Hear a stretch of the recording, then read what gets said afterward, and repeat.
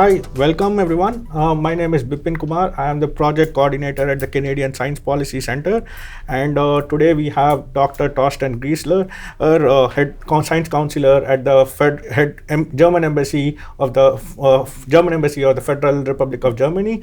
Dr. Geisssler, it's pleasure to have you at the CSPC. Thank you for joining us today. Thank you very much for this wonderful opportunity to speak about science and innovation in both our countries, how we cooperate and how we could do better. Yeah.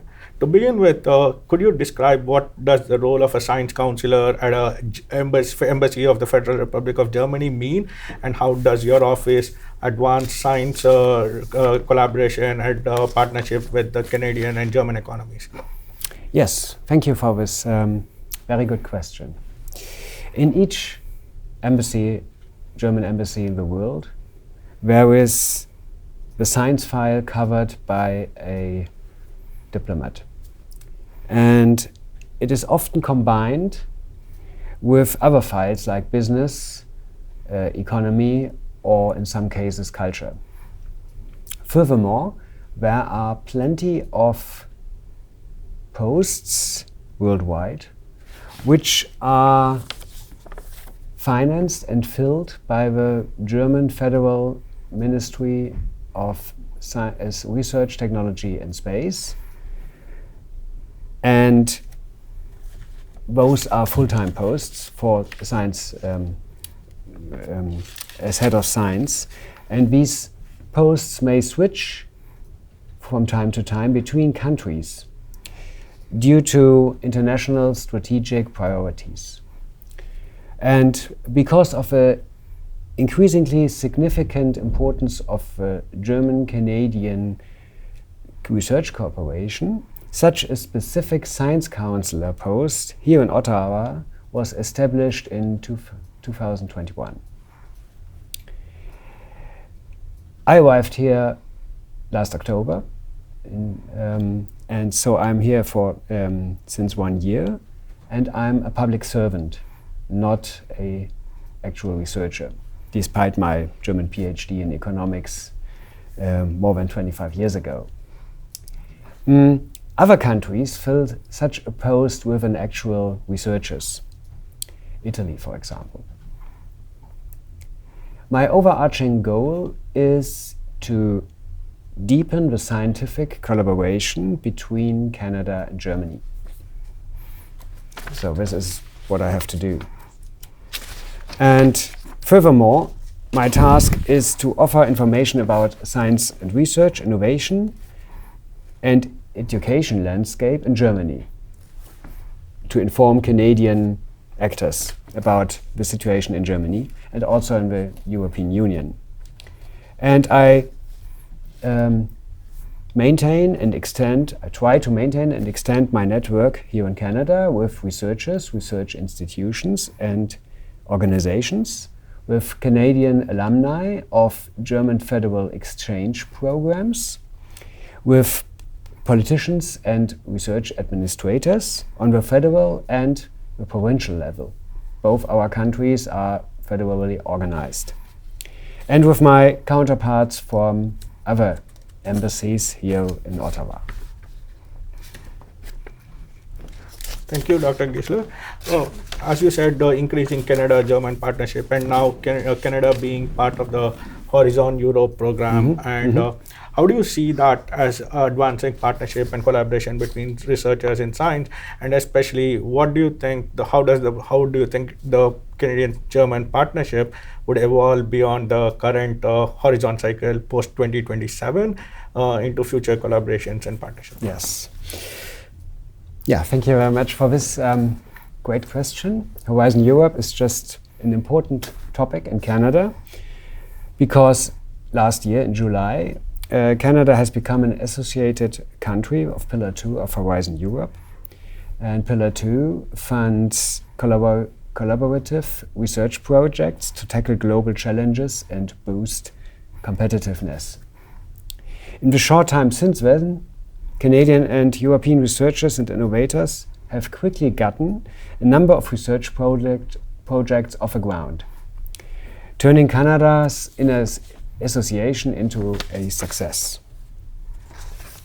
We do see many success stories about successful proposals from international consortia consisting of Canadian partners. And I hope, and I certainly, there are still many more projects to come. As for the future, we know that our Canadian partners are very keen to get to know more about the successor program of Horizon Europe, starting from 2028.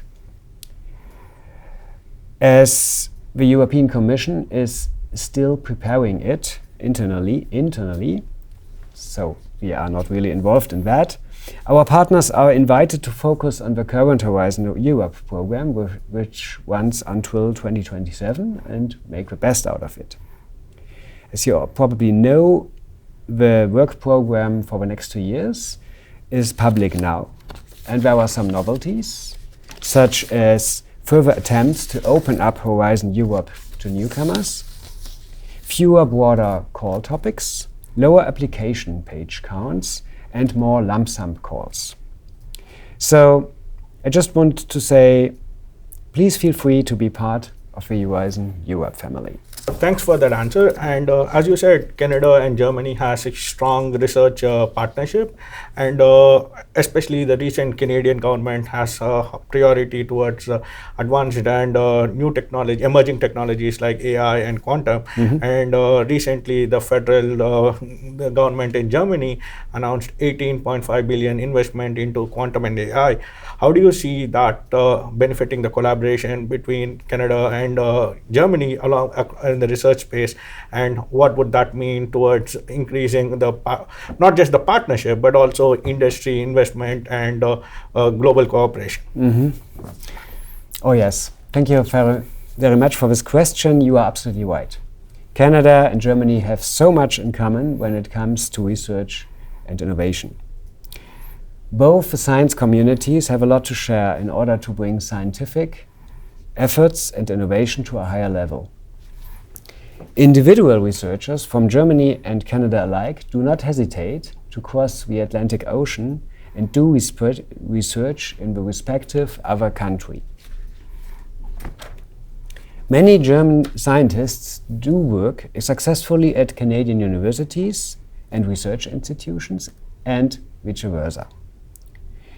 In this context, we are not talking about brain drain. It's all about brain circulation. Obviously, research has become global.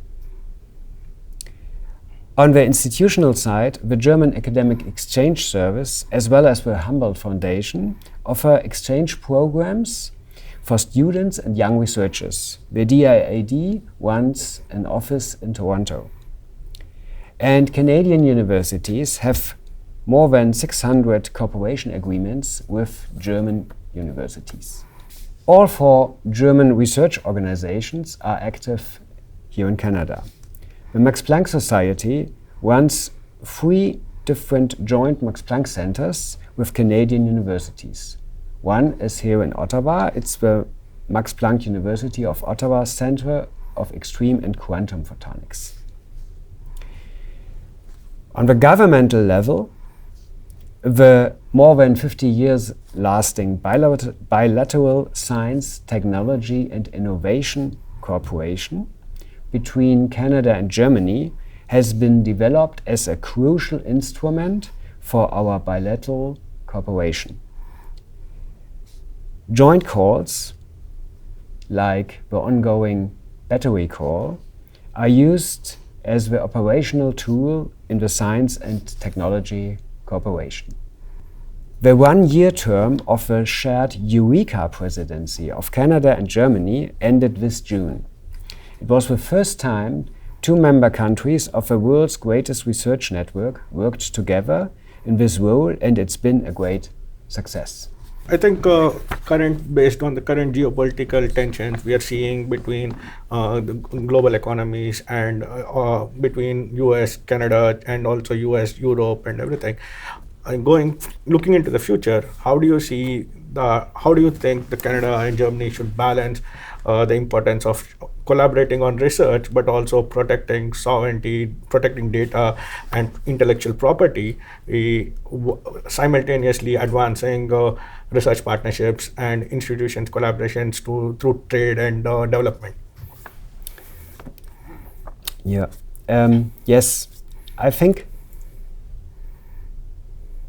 as I mentioned, Canada and Germany have so much in common. We are not only like-minded partners, we are also facing different challenges, as you mentioned. And when it comes to digital sovereignty, in Germany we discuss technological sovereignty as the ability to understand, implement, and produce key technologies. And key technology for sure will change our way of life in the future. We do see technological sovereignty as a target with many opportunities. We see the opportunities because technological sovereignty enhances international scientific reputation. Economies will be more competitive and societies more resilient when it comes to questions like how we want to live and what common values we share. As far as I can see, developing common standards and procedures in this field could be appropriate action points to be discussed. The Canadian government is discussing these important topics with its partners in several dialogue formats, like the G7 or the bilateral intergovernmental high-level steering group that came together this October here in the Ottawa region. Such dialogues help to understand and to learn from each other.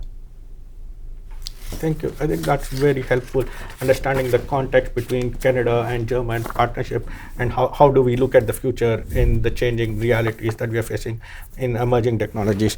From your position as a board of director for European Canadian Chamber of Industry, ECCIR, how do you see the ECCIR helping in supporting Canadian researchers and Canadian SMEs to increase partnerships and develop more stronger collaboration with European Union and Germany as well?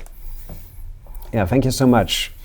The European Canadian Centre of Innovation and Research, the ECCR, when I'm part of a board, I'm a board member there, tries to foster Canadian-German collaboration when it comes to research and especially in innovation. And one of our goals is to help and to give advice, especially to SMEs and smaller universities when it comes to a possible participation in Horizon Europe. And it's unquestionable that Canada's decision to join Horizon Europe was a bold and visionary step to connect Canadian universities, SMEs, and other innovation stakeholders with the European innovation ecosystem.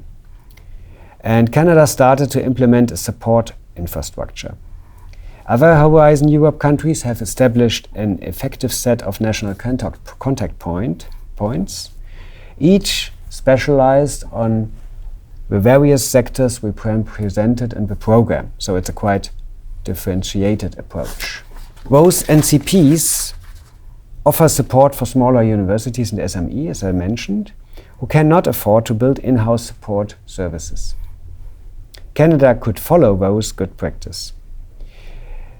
The Canadian Horizon Europe Secretariat at ISET does a great job in offering help, taking account into its limited resources.